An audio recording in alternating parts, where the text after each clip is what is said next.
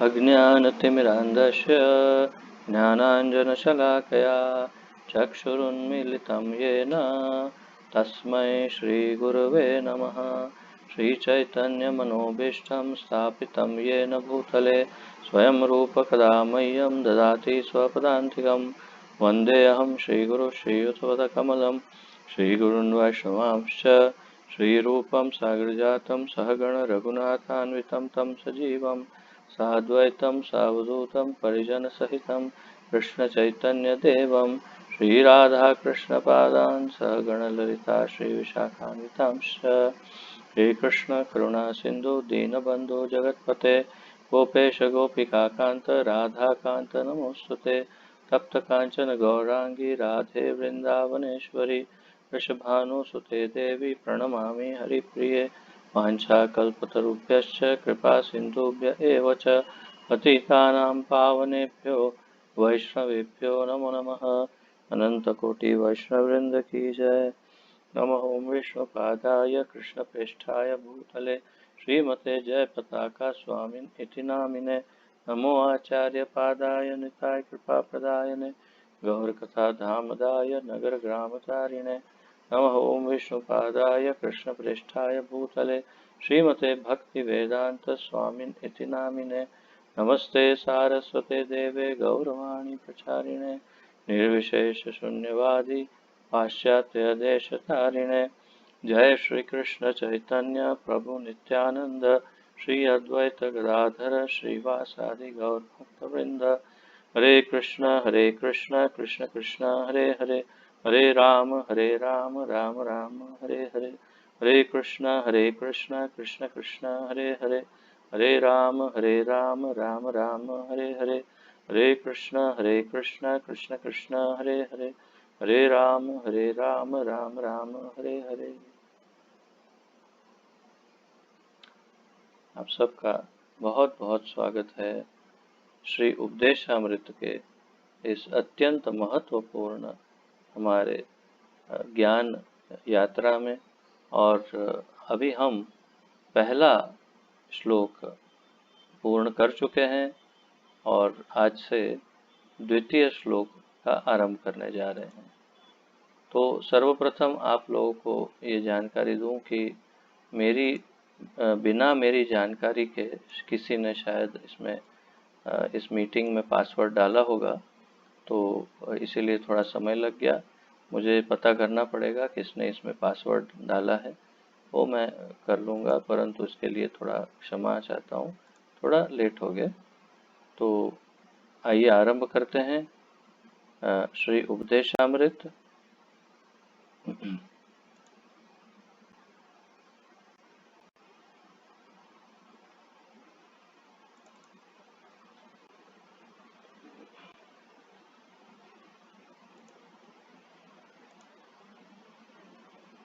प्रथम श्लोक आप लोगों को कंठस्थ हो गया होगा, मुझे आशा है। और अब हम द्वितीय श्लोक आज से कर रहे हैं। तो मेरा ये मानना है कि यदि हम ये प्रयास करें कि सब एक साथ में बोलें तो कैसा रहेगा, एक प्रयास कर सकते हैं। मैं आपको अनम्यूट करूंगा और फिर देखते हैं कि आप लोग, लेकिन अपने बैकग्राउंड के जो भी साउंड हो उसको बंद रखिएगा। कोई मतलब पीछे आवाज़ नहीं आ रही हो, या दरवाजे हो तो खिड़की दरवाजे बंद कर सकते हैं ताकि कोई बैकग्राउंड साउंड नहीं आए। तो प्रयास करते हैं। मैं सबको अनम्यूट करने के लिए यहाँ इनविटेशन दे रहा हूँ।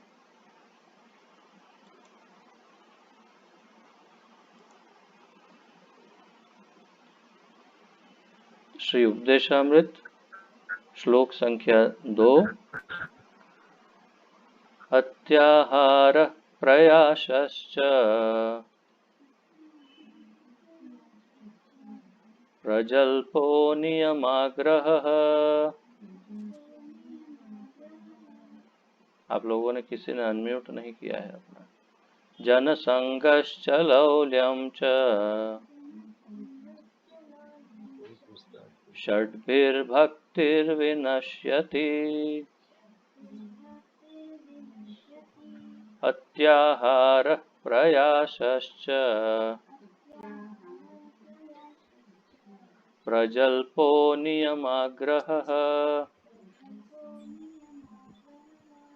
जनसङ्गश्च लौल्यं च षड्भिर्भक्तिर्विनश्यति अत्याहारः प्रयासश्च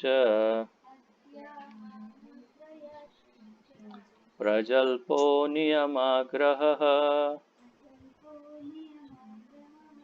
जनसङ्गश्च लौल्यं च षड्भिर्भक्तिर्विनश्यति। मेरे अलावा किसी और का आवाज आया ही नहीं, तो पता नहीं आप लोगों का क्या प्रॉब्लम है। ठीक है, म्यूट कर देता हूँ आप सबको। हरे कृष्ण।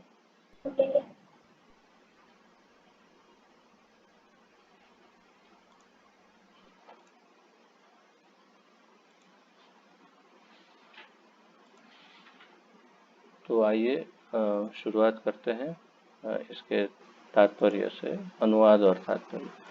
अनुवाद और एवं तात्पर्य श्री श्रीमद् अभय चरणारविंद भक्ति वेदांत स्वामी श्रील प्रभुपाद जी के द्वारा। अति आहार, अति आहार, अत्याहार, अति आहार अधिक भोजन करना या अति अधिक संग्रह करना। आप यहीं से जो नोट्स लिख रहे हैं या लिखने वाले हैं वो इस बात को दर्ज कर लीजिए कि प्रभुपाद जी इसका अनुवाद क्या कर रहे हैं। सामान्य बुद्धि से अति आहार का अर्थ है आहार को ज़्यादा लेना, अति आहार लेना। सामान्य हिंदी या किसी भाषा में भी कोई भी समझ सकता है। अति आहार मतलब आहार खाना अधिक। लेकिन प्रभुपाद जी ट्रांसलेशन क्या कर रहे हैं?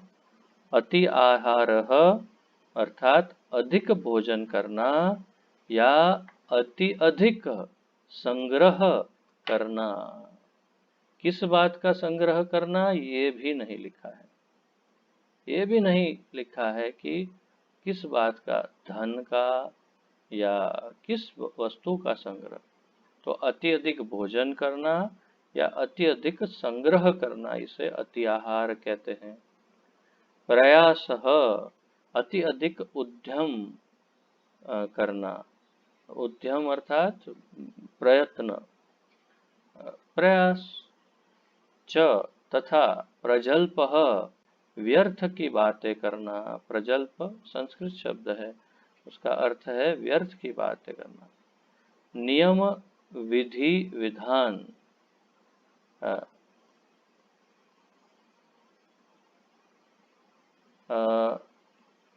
प्रजल्प नियम, प्रजल्पो नियम आग्रह। तो नियम, नियम का अर्थ है विधि विधान। आग्रह, आग्रह ह, उसके पीछे एक और ह है, तो आग्रह ह ऐसे आएगा। अति अधिक आसक्ति या आग्रह, अति अधिक उपेक्षा। अग्रह, आप देखिए एक और वस्तु जो आपको नोट करने योग्य है वो ये है कि यहाँ पर जैसे ऊपर अति आहार का के दो अर्थ बताए हैं, वैसे यहाँ आग्रह शब्द को दो अलग अलग रूप से लिखा है। नियम विधि विधान, फिर आग्रह अति अधिक आसक्ति, फिर ब्रैकेट में लिखा है या अग्रह अति अधिक उपेक्षा। तो ये दो शब्द कहाँ से आए? आग्रह और अग्रह। इसका विस्तार से आगे समझाएंगे प्रभुपाद जी कि ये दो शब्द हैं, दोनों के अर्थ अलग हैं, और इस श्लोक में जब संधि विग्रह करते हैं, संधि को अलग करते हैं, तो दो शब्द निकलते हैं। तो नियमाग्रह एक शब्द है, उसको तोड़ेंगे तो नियमाग्रह, नियम आग्रह या नियम अग्रह दोनों हो सकता है, और दोनों के अर्थ अलग हैं। जनसंगः संसारिक प्रवृत्ति वाले व्यक्तियों की संगति। सांसारिक प्रवृत्ति वाले जो व्यक्ति है उनकी संगति। च तथा लौल्यम अति अधिक अभिलाषा या लालच। च तथा षड्भिहि इन छह के द्वारा भक्ति ही भक्तिमय सेवा विनश्यति नष्ट हो जाती है। अब पूरा अनुवाद देखते हैं। जब कोई निम्नलिखित छह क्रियाओं में अति अधिक लिप्त हो जाता है तो उसकी भक्ति विनष्ट हो जाती है। अब जो नीचे 6 क्रियाएं बताई हैं उन 6 क्रियाओं से उन क्रियाओं में अति अधिक लिप्त हो जाने से अथवा तो 6 क्रियाओं में अति अधिक लिप्त हो जाता है तो उनकी भक्ति विनष्ट हो जाती है। तो ये 6 क्रियाएं जो हैं लिमिट में अगर हो तो कोई परेशानी नहीं है, परंतु जब लिमिट क्रॉस कर जाती है, अति हो जाता है, तो बड़ी परेशानी आ सकती है। तो ये क्या मुश्किल आ सकती है वो सब विस्तार से बताएंगे। तो पहला, आवश्यकता से अधिक खाना या आवश्यकता से अधिक धन संग्रह करना। तो यहाँ पर प्रभुपाद जी धन का उपयोग कर रहे हैं शब्द का, परंतु आगे श्रील भक्ति सिद्धांत महाराज और भी इसका अर्थ समझाएंगे अत्याहार का, अत्याहार शब्द का। तो पहला कौन सा है? अत्याहार। अत्याहार का अर्थ बताया आवश्यकता से अधिक खाना या आवश्यकता से अधिक धन संग्रह करना। 2, प्रयासश्च उन सांसारिक वस्तुओं के लिए अति अधिक उद्यम करना जिनको प्राप्त करना अत्यंत कठिन है। अब उदाहरण, अत्यंत कठिन वस्तु जो प्राप्त करने वाली हो उसके लिए बहुत ही प्रयास करना। जैसे कि कोई प्राकृतिक वस्तु देखो, सांसारिक, जैसे एक बहुत बड़ा विशाल महल बनाना है, 10 रूम का महल बनवाना है और लगभग असंभव है, तो उसके लिए हर संभव प्रयास 18-20 घंटे काम करे दिन में और हर संभव दाव पेच यहाँ वहाँ पूरा समय उसके पीछे। तो इसे कहते हैं प्रयासश्च, अर्थात अति अधिक उद्यम उसके लिए। और किसके लिए? जो अत्यंत कठिन है मिलना, असंभव नहीं है परंतु कठिन बहुत है। अगर आप 1 रूम किचन का घर बनाने के लिए निश्चय करते हैं, बहुत ही परफेक्ट एकदम, उतना बनाने के लिए आप धन संचय करने के लिए आपको ऐसा परिश्रम नहीं करना पड़ेगा। लेकिन एक 10-12 रूम का महल बनाना हो तो ये उदाहरण है कि इसको अति अधिक उद्यम अथवा प्रयास कहते हैं। 3, अत्याहार प्रयासश्च प्रजल्प, सांसारिक विषयों के बारे में अनावश्यक बातें करना। प्रजल्प शब्द से आप सब परिचित हैं। इस सांसारिक विषय के बारे में ऐसी बातें करना कि जिनकी कोई आवश्यकता ही नहीं है, अनावश्यक बातें सांसारिक। प्रजल्प नियम आग्रह, शास्त्रीय विधि विधानों का आध्यात्मिक उन्नति के लिए नहीं अपितु केवल नाम के लिए अभ्यास करना या शास्त्रों के विधि विधानों का त्याग कर स्वतंत्रता पूर्वक या मनमाना कार्य करना। तो नियम आग्रह, इसका अर्थ हम ऐसे समझते हैं कि नियम के प्रति बहुत ज़्यादा आग्रही रहना, परंतु आपके सामने है क्या इसका अर्थ हो रहा है वास्तविक, वो देखिए। शास्त्रीय विधि विधानों का आध्यात्मिक उन्नति के लिए नहीं, परंतु केवल नाम के लिए अभ्यास करना।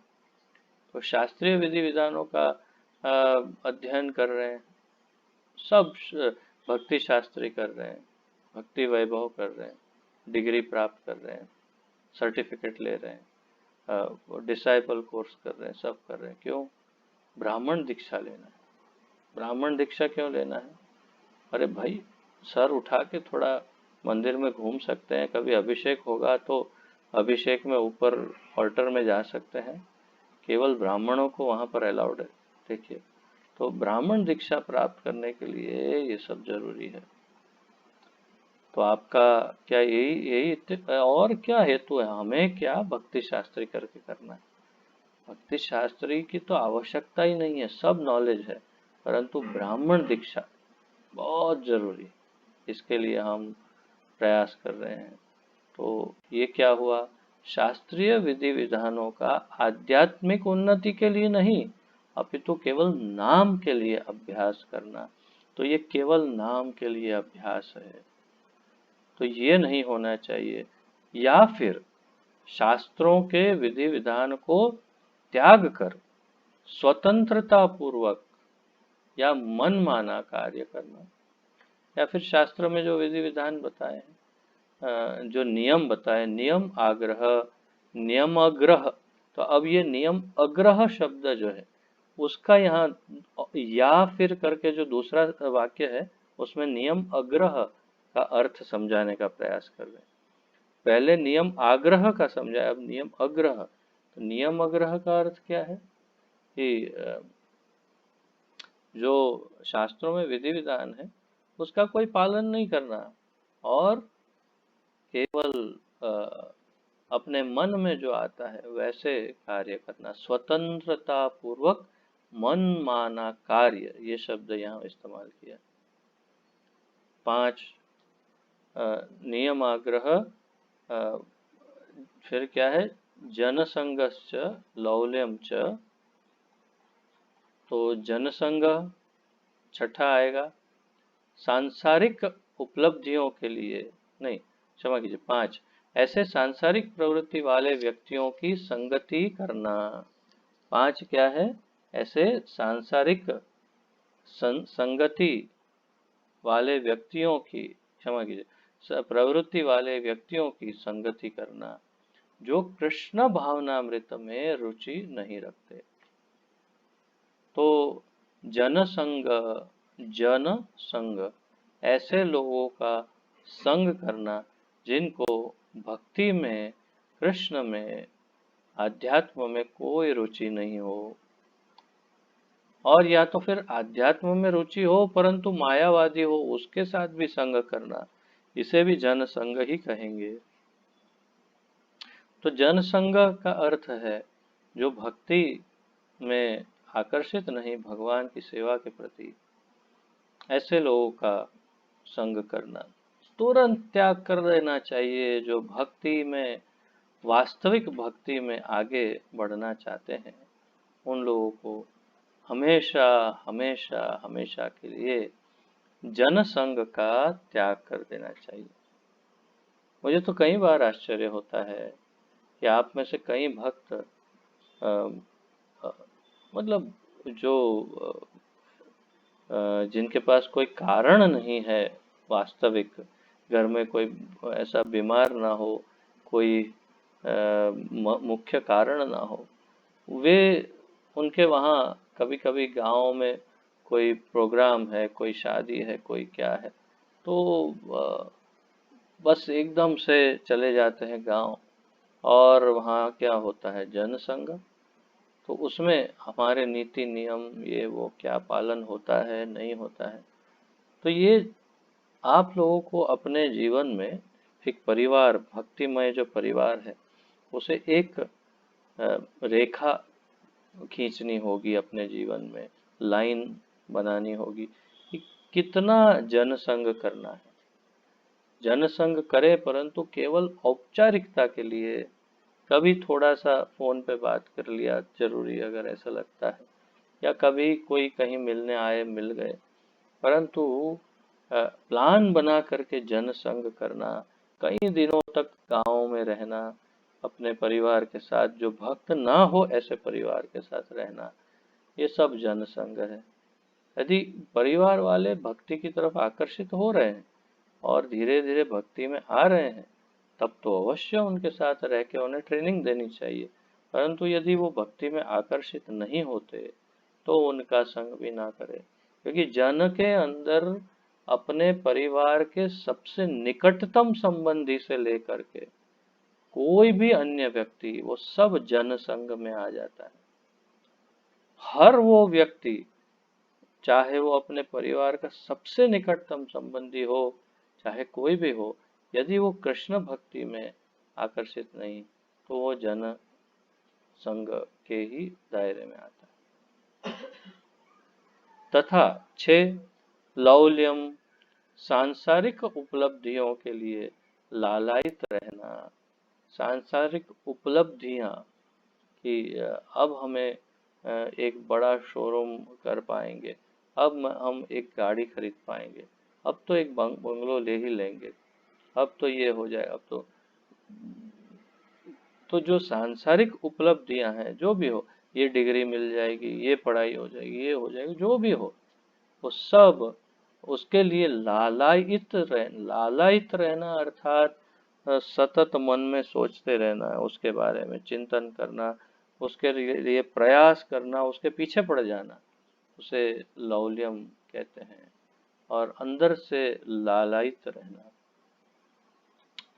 तो मेरे से कई गुना अच्छा और आगे प्रभुपाद जी समझाएंगे, परंतु मैं आपको एक इसका सारांश दे रहा था। अब प्रभुपाद जी की भाषा में समझेंगे तो और अच्छा समझ में आएगा। तात्पर्य श्रील प्रभुपाद जी के द्वारा। श्रील प्रभुपाद की जय। मनुष्य जीवन सदा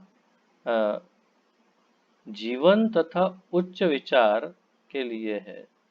मनुष्य जीवन सादा जीवन तथा उच्च विचार के लिए, सादा जीवन।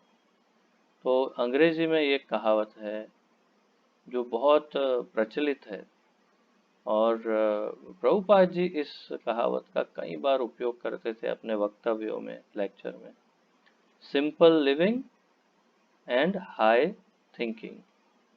सिंपल लिविंग, हाई थिंकिंग, अर्थात सादा जीवन, एकदम सादा जीवन।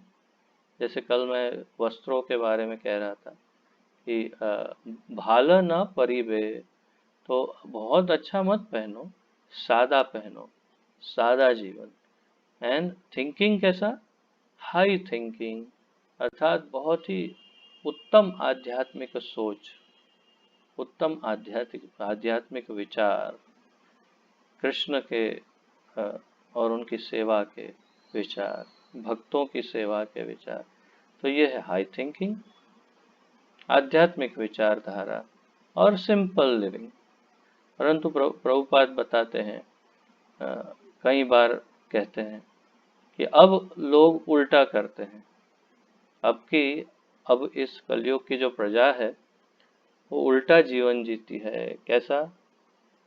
High living and simple thinking.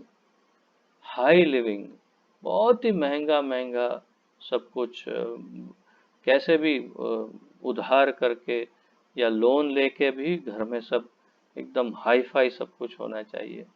और थिंकिंग कैसा? सिंपल थिंकिंग, खाओ पियो सो, बस हो गया, आहार निद्रा भय मैथुन, ये थिंकिंग। और लिविंग कैसा? हाई लिविंग, ये पहनो अच्छे कपड़े, अच्छे बंगलो, अच्छा ये, अच्छा वो, अच्छा मोबाइल। तो ये मनुष्य जीवन सादा जीवन तथा उच्च विचार के लिए है। क्योंकि सारे बद्ध जीव भगवान की तीसरी शक्ति के वश में है, अतएव यह भौतिक संसार इस तरह बनाया गया है कि जीव को कार्य करने के लिए बाध्य होना पड़े।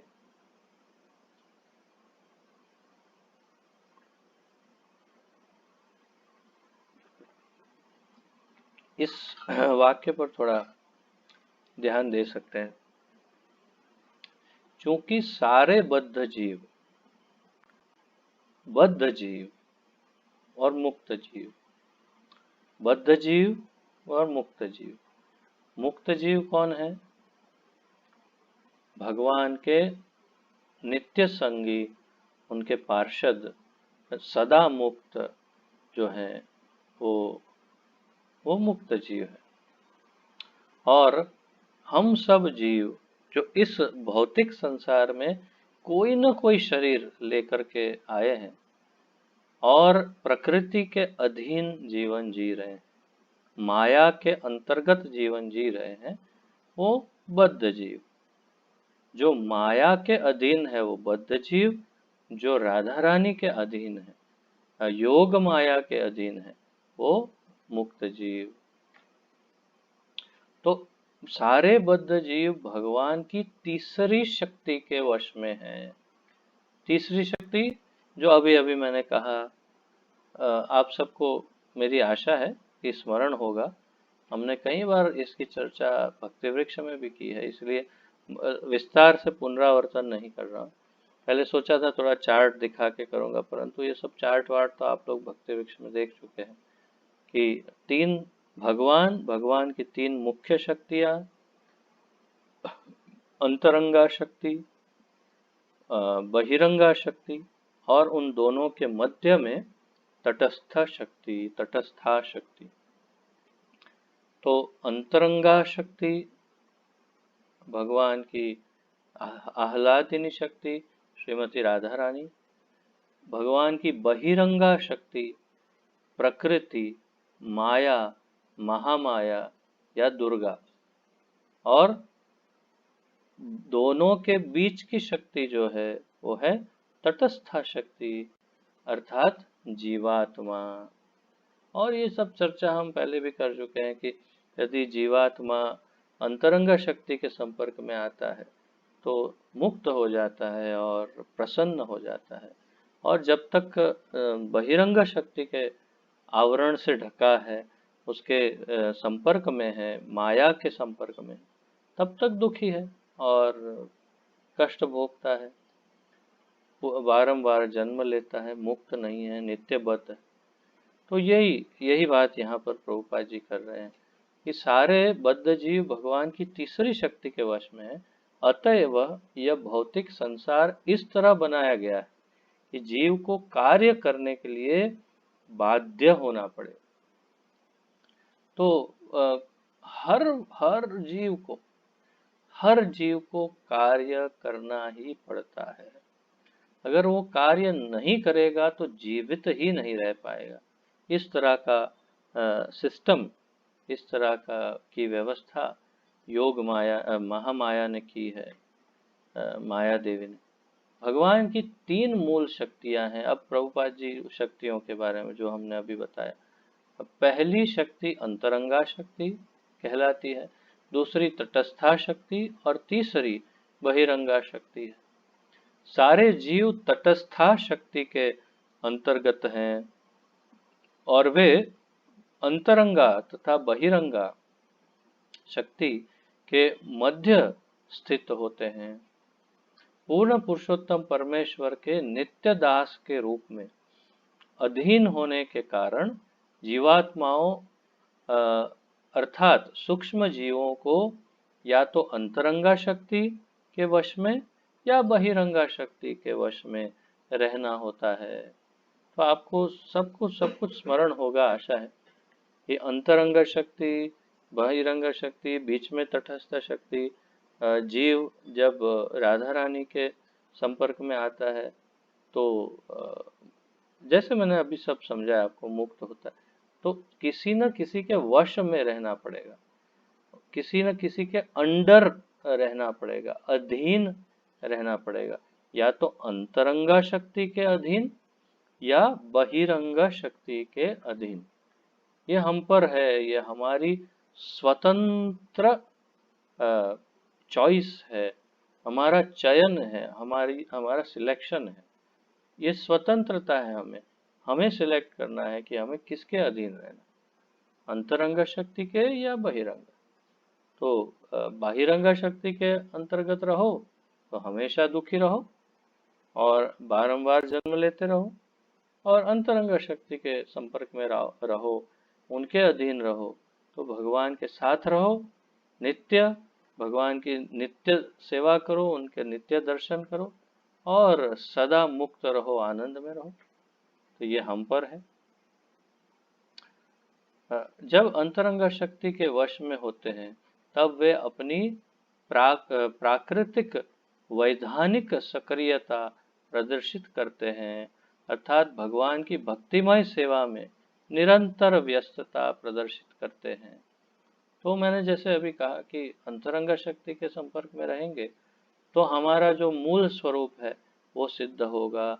जीवेर स्वरूप है कृष्णेर नित्य दास। तो हमारा मूल स्वरूप ही कृष्ण का दास है, तो वो सिद्ध हो जाएगा जब हम अंतरंग शक्ति के संपर्क में होंगे। ममे वंशो जीवलोके जीवभूत सनातन मनष्ठानि इंद्रियानि प्रकृति स्थानी कर्षति। और अगर प्रकृति के साथ जुड़ेगा, प्रकृति के अंडर काम करेगा तो प्रकृति स्थानी कर्षति, तो फिर बहुत दुखी दुखी होगा और माया की सेवा करेगा। और माया, प्रभुपाद जी अपने उदाहरणों में वक्तव्य में बताते हैं कि जब माया के अधीन होता है जीव तो किसकी सेवा करता है? अपने परिवार की, बच्चों की, वो बच्चों का सेवक होता है या पत्नी का सेवक होता है या अपने बॉस का सेवक होता है, या कोई नहीं मिलता अगर तो एक कुत्ता लेकर पालता है और उसका सेवक बन जाता है। Tommy come here, Tommy come go there, Tommy sit here करके करता है, लेकिन वास्तव में संपूर्ण रूप से टॉमी का सेवक होता है। वो टॉमी की सेवा करता रहता है और टॉमी साहब आराम से जीते हैं। तो तात्पर्य क्या है कि हमारा मूल स्वभाव सेवा का ही है। हम सब जीवात्मा सेवक ही हैं और हम सब सेवा के लिए ही निर्मित हुए हैं। हमें बनाया ही है सेवा के लिए, तो किसी न किसी की तो सेवा करनी ही पड़ेगी। चाहे भगवान की कर लो, अगर नहीं तो माया की कर लो, और माया किसी न किसी की सेवा करवाएगी, अपनी पत्नी की, बच्चों की, परिवार की, किसी ने नहीं तो कुत्ते बिल्ली की सेवा तो करवाएगी ही, सेवा करनी पड़ेगी। या कोई समाज की सेवा करता है, कोई, सब नौकर है, सब सेवा करते हैं। अपनी इंद्रियों की सेवा करते हैं, अपने मन की सेवा करते हैं, अर्थात दास ही बन के रहते हैं कैसे भी। तो मुक्त कैसे हो, तो आगे देखिए बताते हैं।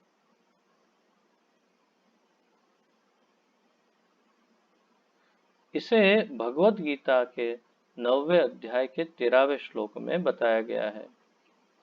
महात्मानस्तु मां पार्थ दैवीं प्रकृतिमाश्रिताः भजन्ति अनन्यमनसो ज्ञात्वा भूतादिमव्ययम्। महात्मानस्तु मां पार्थ दैवीं प्रकृतिम आश्रिताः भजन्ति अनन्यमनसो ज्ञात्वा भूतादिम अव्ययम्। हे पृथा पुत्र, जो मोहग्रस्त नहीं है, जो मोहग्रस्त नहीं है, मोहित नहीं अर्थात वो मैं हूँ शरीर, ये सारे मेरे संबंधी है, मैं भारतीय हूँ, मैं ये मोह है।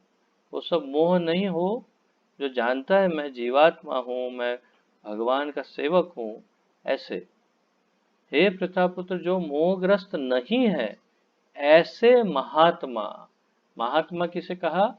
जिसे ये पता हो कि मैं ये शरीर नहीं हूँ, जिसे पता हो कि मैं कृष्ण का नित्य दास हूँ, जिसे पता हो कि अंतरंग शक्ति श्रीमती राधा रानी के अंदर मुझे कार्य करना है, भगवान की सेवा करनी है, और जिसे पता हो कि ये प्रकृति जो है उसके संपर्क में आऊंगा तो हमेशा जन्म मृत्यु के चक्र में घूमता रहूंगा।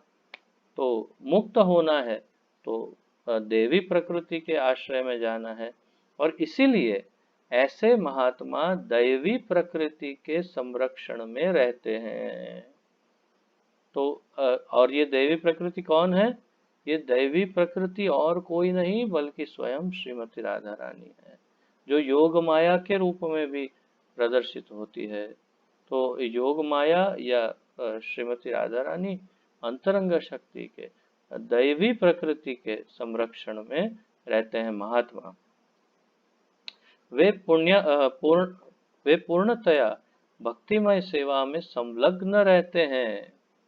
वे सदैव भक्तिमय सेवा में लगे रहते हैं, क्योंकि वे मुझे पूर्ण पुरुषोत्तम भगवान के रूप में आदि तथा अव्यय मानते हैं। तो वे जानते हैं कि मैं क्या हूँ, भगवान कह रहे हैं, और मेरी भक्ति में लगे रहते हैं। और आश्रय किसका लेते हैं? दैवीं प्रकृतिम आश्रिता, दैवी प्रकृति का आश्रय लेते हैं, प्रकृति का या माया का आश्रय नहीं लेते। महात्मा शब्द, अब प्रभुपाद जी उनको थोड़ा क्रोध आता था जब किसी भी सामान्य व्यक्ति को महात्मा कह दिया जाए। तो वे कहते हैं कि कौन महात्मा है पहले जानो, फिर किसी को महात्मा कहो। तो देखिए यहाँ उसकी व्याख्या की है। महात्मा शब्द उनको सूचित करता है जो विशाल हृदय वाले हैं, न कि संकुचित हृदय वालों को। सदैव अपनी इंद्रियों की तृप्ति में लगे रहने वाले संकुचित हृदय वाले व्यक्ति कभी कभी अपने कार्यों का विस्तार इसलिए कर लेते हैं कि वे राष्ट्रवाद, मानवतावाद या परोपकारवाद जैसे किसी वाद के माध्यम से अन्यों की भलाई कर सके। वे अन्यों की इंद्रिय तृप्ति के लिए अपनी खुद की इंद्रिय तृप्ति का परित्याग कर सकते हैं, जैसे कि अपने परिवार, जाति या समाज के सदस्यों के लिए, और वह भी राष्ट्रीय या तो अंतरराष्ट्रीय स्तर पर। तो आप लोग यदि थोड़ा सा इस पर चिंतन करेंगे तो आप समझ जाएंगे कि प्रभुपाद जी किसकी बात कर रहे हैं। एक विशेष व्यक्ति विशेष की बात कर रहे हैं, और भी बहुत सारे ऐसे हैं जो बिल्कुल उनके जैसे ही हैं, परंतु बहुत लोगों को महात्मा कहा जाता है। वास्तव में वे किसी न किसी, हाँ, अच्छा करना चाहते होंगे, परंतु देहात्म बुद्धि से कर रहे हैं, और इसीलिए उनको महात्मा नहीं कहा जा सकता। महात्मा सब शब्द का जब संधि विग्रह करते तो क्या बनता है? महान आत्मा, महा आत्मा, तो महात्मा। तो महान आत्मा कौन है? जो भगवान के परायण है, भगवान का भक्त है, वही तो महान आत्मा है।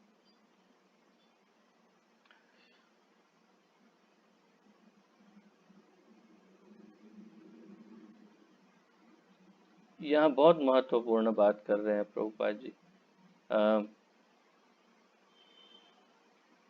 वास्तव में यह सब विस्तीर्ण इंद्रिय तृप्ति ही है। वास्तव में ये सब, ये जो सेवाएं हैं जिसकी बात कर रहे हैं, समाज की, इसकी उसकी, ये सब विस्तीर्ण, विस्तारित इंद्रिय तृप्ति ही है। अलग अलग, एक नहीं तो दूसरे रूप में ये सब अपनी इंद्रियों की तृप्ति ही है, प्रभुपाद जी बता रहे हैं। जो व्यक्तिगत से जातिगत और जातिगत से समाजगत हो सकती है। तो ये इंद्रिय तृप्ति कैसी है? पहले तो व्यक्तिगत शुरू होती है कि मैं अपने इंद्रियों को, फिर थोड़ी सी अच्छाई आ जाती है उसमें, तो सोचता है कि नहीं, अपने पूरे समाज को, सबको मैं यही लाइन पे लगाऊंगा, सब अपनी इंद्रिय तृप्ति करे। तो ये समाजगत, और फिर राष्ट्रीयगत, राष्ट्रगत पूरे, नहीं, मैं पूरे राष्ट्र को, सबको इसी बिजनेस में लगाऊं, इसी धंधे में लगाऊंगा, सब इंद्रिय तृप्ति करने चाहिए। तो ये सब इसकी बात कर रहे हैं प्रभु। तो ये सब विस्तीर्ण इंद्रिय तृप्ति है, विस्तार कर दिया इसका एक या दूसरे में। उनका उनका ये अच्छे लोग हो सकते हैं, ये नहीं कि ये लोग खराब हैं या बुरे हैं, परंतु इनकी समझ इनके पास नहीं है पर्याप्त, इसीलिए वो इसमें फंस जाते हैं। जब मनुष्य परम भगवान की इंद्रियों को संतुष्ट करता है, केवल तभी उसे महात्मा अर्थात विशाल हृदय वाला व्यक्ति कहा जा सकता है। तो महात्मा किसे कहा जा सकता है? जो भगवान की इंद्रियों को संतुष्ट करता है उसे। जो भगवान की इंद्रियों को संतुष्ट करता है उसे महात्मा कहते हैं।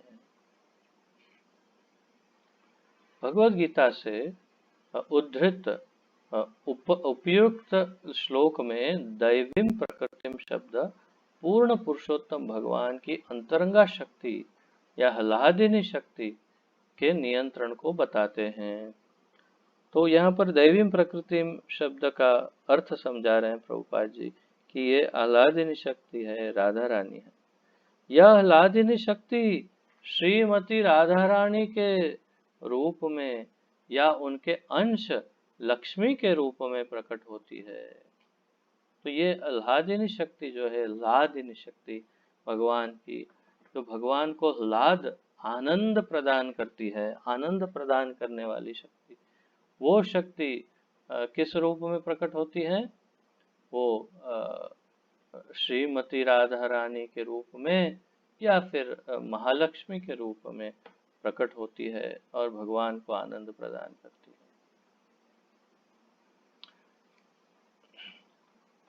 जब व्यक्तिगत जीवात्मा अंतरंगा शक्ति के नियंत्रण में होते हैं तो उनका एकमात्र कार्य कृष्ण या विष्णु की तुष्टि होता है। यदि कोई व्यक्ति अंतरंगा शक्ति के संपर्क में है, उनके अंडर काम कर रहा है, तो उसका ध्येय एक ही है, भगवान की संतुष्टि, भगवान का आनंद। यही महात्मा की स्थिति है, यही महात्मा की स्थिति है। महात्मा की स्थिति कैसी है? वो सदैव भगवान की सेवा करना चाहते हैं और रहना चाहते हैं माया के क्षमा कीजिए अंतरंगा शक्ति के अधीन या योग माया के अधीन, जिससे आह्लादिनी शक्ति के अधीन, जिससे वो भगवान को संतुष्टि अर्पण कर सके।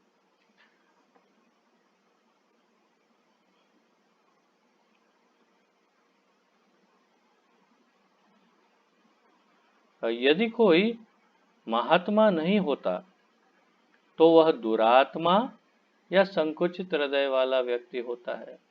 यदि सीधा हिसाब प्रभुपाद जी का हिसाब एकदम सीधा है। आप महात्मा हो, ठीक है, और आप कौन हो? जो महात्मा नहीं है वो दुरात्मा है या संकुचित हृदय वाला व्यक्ति है, इसीलिए तो महात्मा नहीं है। तो प्रभुपाद जी का फॉर्मूला बहुत ही रोचक है कि जो महात्मा नहीं वो दुरात्मा है या संकुचित हृदय वाला।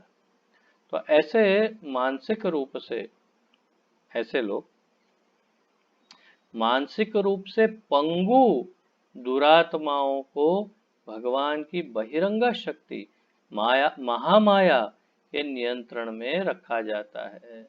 ऐसे पंगु अर्थात जो जिनका पैर नहीं होता, जो अपंग होते हैं, उसे पंगु कहते हैं। पंगुम लंघयते गिरिम। तो पंगु अर्थात जो जिनके पैर वैर नहीं है, जो अपाहिज है, ऐसे तो अपंग लोग। तो ऐसे मानसिक रूप से अपंग अपाहिज लोग दुरात्माओं को भगवान की बहिरंगा शक्ति महामाया के नियंत्रण में रखा जाता है। कृष्ण भूलिया जीव भोग वांछा करे, पाशित माया तारे झापटिया धरे। तो जो कृष्ण को भूल जाता है जीव, उसे उसको भोग वांछा होती है हमेशा। मैं ये खाऊं, मैं ये करूं, मैं ये पहनूं, मैं ऐसा करूं, मैं ये भोग करूं, मैं इसका भोग करूं। और कृष्ण को जैसे ही भूला तो तुरंत माया तारे पाशेते, पाशेते पीछे से, पाशेते माया तारे झापटिया धरे। जैसे सर्प मेंढक को पीछे से मुंह से पकड़ के एकदम अंदर निगल लेता है, वैसे ही पीछे से अटैक करके माया निगल लेती है इसको। और फिर ये दुरात्मा माया के संपर्क में बस हजारों करोड़ों वर्षों तक घूमते रहते हैं। तो हमारे लिए ये घंटी है कि सावधान, कहीं ऐसा ना हो जाए हमारे साथ।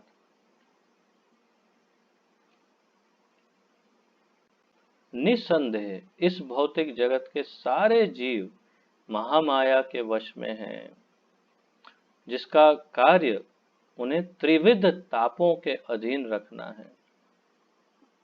ये कौन सा भक्ति रसा नहीं, ब्रह्म संहिता, ब्रह्म संहिता में दुर्गा की व्याख्या की गई है। और दुर्गा की व्याख्या में ब्रह्मा जी बता रहे हैं ब्रह्म संहिता में कि दुर्गा अर्थात जो दुर्ग की रक्षक है उसे दुर्गा कहते हैं। दुर्ग का अर्थ है किला या फोर्ट या जेल। और जेल में, जेल को संभालने वाला कौन होता है? किलेदार। जैसे किले में किलेदार होता है, ऐसे जेल में जेलर होता है। तो दुर्ग में दुर्गा होती है जो इस दुर्ग की रक्षा करती है। तो ये संसार एक दुर्ग है और उसकी रक्षक दुर्गा है। और उस वो जेलर का काम करती है। जेलर क्या करते हैं? कैदियों को सजा देते हैं। अच्छे कैदियों को उतना परेशान नहीं करते, परंतु मूल रूप से सभी कैदियों को सजा देने का कार्य जेलर जेलर का है। तो पनिशमेंट, सजा, तकलीफ, यातनाएं, दुख, तकलीफें कहाँ से आती है? तो निस्संदेह इस भौतिक जगत के सारे जीव माया, महामाया के वश में हैं, जिसका कार्य उन्हें त्रिविध सत्व क्षमा कीजिए, त्रिविध मतलब ये आदि दैविक, आदि भौतिक और आध्यात्मिक त्रिविध तापों के अधीन रखना है। उनको इन तीनों तापों के अंतर्गत रखती है। कौन? महामाया, दुर्गा। ये ताप कौन से हैं? अधिदैविक क्लेश। अधि, आधि नहीं, अधि, अधिदैविक क्लेश अर्थात देवताओं के द्वारा उत्पन्न किया गया क्लेश। जैसे सूखा, भूचाल, तूफान। तो ये सारे अधिदैविक क्लेश हैं कि जिसमें अचानक तूफान आ जाए, धरतीकंप हो जाए, सूखा पड़ जाए, तो ये सारे अधिदैविक क्लेश हैं। दूसरा, अधिभौतिक क्लेश। अधिभौतिक क्लेश अन्य जीवों द्वारा उत्पन्न क्लेश, जैसे कीड़ों या शत्रुओं द्वारा उत्पन्न क्लेश। तीसरा है अधिभौतिक। अधिभौतिक में क्या होगा? या तो कोई जैसे मुझे यहाँ पर बैठे बैठे कई बार मच्छर काटते रहते हैं, मुझे कुछ ना कुछ इधर डाल के बैठना पड़ता है पैर में, तो ये है अधिभौतिक क्लेश। और कोई पड़ोसी परेशान कर रहा है, कचरा डाल के गया, आवाज कर रहा है, ये अरे बाबा बहुत तकलीफ होती है। क्यों? अधिभौतिक क्लेश। तो ये मानसिक, शारीरिक हर प्रकार के क्लेश यहाँ मिलते हैं। किसके किसकी अरेंजमेंट है ये सब? ये सब महामाया की अरेंजमेंट है। और तीसरा, आध्यात्मिक क्लेश या यूं कहिए आध्यात्मिक क्लेश। तो अधि आत्मिक क्लेश, अपने शरीर तथा मन द्वारा उत्पन्न क्लेश यथा मानसिक तथा शारीरिक अस्थिरता। तो अपने शरीर तथा मन द्वारा उत्पन्न क्लेश, स्वयं के ही मन के द्वारा उत्पन्न क्लेश का कई बार ऐसे विचारों में डूब जाता है आदमी, टेंशन हो जाता है कि टेंशन की वजह से और चिंता की वजह से पागल हो जाता है। ये है आध्यात्मिक क्लेश, अपने ही मन, अपने ही विचारों के, अपने ही द्वारा, स्वयं के द्वारा अपने आप को कष्ट पहुंचाना। दैव भूतात्म हेतवः, बहिरंगा शक्ति के नियंत्रण द्वारा इन तीनों क्लेशों से पीड़ित बद्ध जीव अनेक कठिनाइयां उठाते हैं। तो ये तीनों क्लेश से पीड़ित बद्ध जीव जो है, सबको अलग अलग है। किसी को आदि भौतिक क्लेश ज्यादा सता रहे हैं, किसी को आध्यात्मिक क्लेश ज्यादा सता रहे हैं, किसी को अधिदैविक क्लेश सता रहा है। तो ये सब तीन प्रकार के क्लेशों से सब पीड़ित हैं, सब कठिनाइयों में हैं।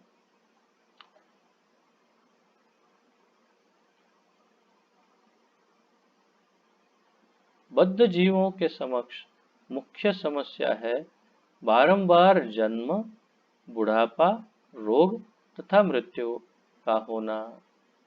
बद्ध जीव की सबसे मुख्य समस्या क्या है? बारंबार जन्म लेना, फिर बुढ़ापा आना, फिर रोग आना, फिर मृत्यु। जन्म मृत्यु जरा व्याधि दुख दोषानुदर्शनम। जन्म मृत्यु जरा व्याधि, जन्म मृत्यु जरा व्याधि, जन्म मृत्यु बुढ़ापा और तकलीफें, व्याधि, परेशानियां या रोग। तो भौतिक जगत में मनुष्य को शरीर तथा आत्मा के पालन हेतु कार्य करना होता है, लेकिन वह ऐसे कार्य को किस तरह करे जिससे वह कृष्ण भावनामृत संपन्न करने के लिए अनुकूल रहे। हर व्यक्ति को अन्न, वस्त्र, धन तथा शरीर के पालन हेतु अन्य जरूरी वस्तुओं की आवश्यकता होती है, लेकिन उसे अपनी वास्तविक मूल आवश्यकता से अधिक संग्रह नहीं करना चाहिए। यदि इस प्राकृतिक नियम का पालन किया जाए तो शरीर के पालन में कोई कठिनाई नहीं होगी। तो यहाँ पर हम आज विराम लेते हैं। ये जो मुद्दा नया शुरुआत की है कि अधिक संग्रह, तो ये जो संग्रह की बात है उसको बहुत विस्तार से कल देखेंगे। प्रभुपाद जी समझाते हैं संग्रह किसे कहते हैं और इससे क्या क्या तकलीफें होती हैं, और बहुत कुछ संग्रह के बारे में, अधिक संग्रह के बारे में बहुत अच्छे अच्छे उदाहरणों से, बहुत सुंदर ढंग से कल प्रभुपाद जी समझाएंगे आगे। तो हम कल कंटिन्यू करेंगे। आज सब जो पधारे और थोड़ा वेट करना पड़ा, इसलिए आप सबकी क्षमा चाहता हूँ। अब तक जो चर्चा की है उसके अंतर्गत किसी का कोई प्रश्न आदि हो तो प्रस्तुत कर सकते हैं, अन्यथा हम यहीं पर आज विराम लेंगे। किसी का कोई प्रश्न आदि है?